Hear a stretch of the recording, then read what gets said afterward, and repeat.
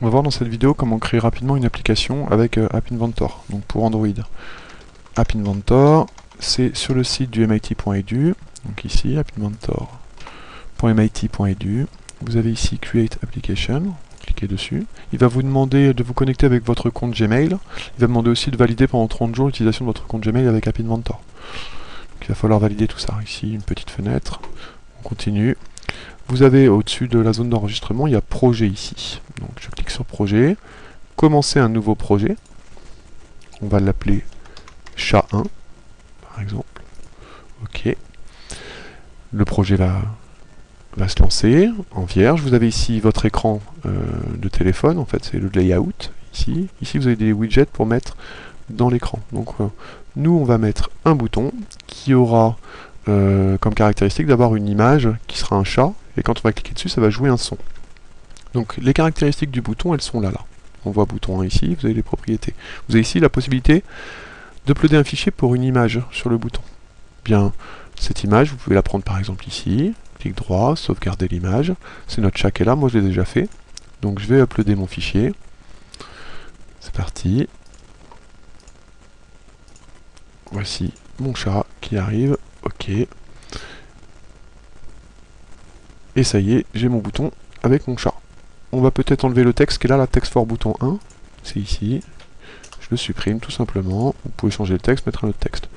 On peut par exemple mettre une petite étiquette en dessous aussi, un petit label. On va lui dire sur ce label, appuie sur le ça. Voilà, c'est fait. Et puis, il va falloir ajouter un son. Donc je vais dans les médias, ici à gauche, médias, je prends un son, je l'ajoute dans mon téléphone, et ici, il va falloir une source pour le son. Alors une source, on va télécharger un fichier son, un fichier .mp3 que vous avez là. Alors je clique dessus, on a bien le chat, je fais clic droit là, et Save Audio As, je l'ai déjà fait. Donc je vais charger mon son. Le .mp3, c'est parti. Ok. Voici, mon son est chargé.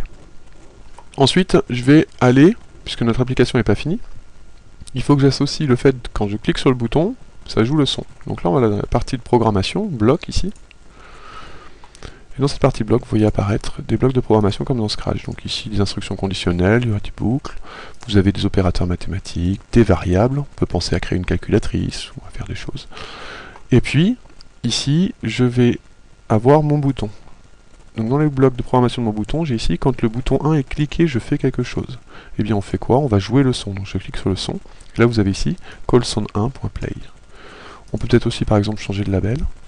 Donc pour le label, je vais changer le texte du label quand j'appuie sur le bouton.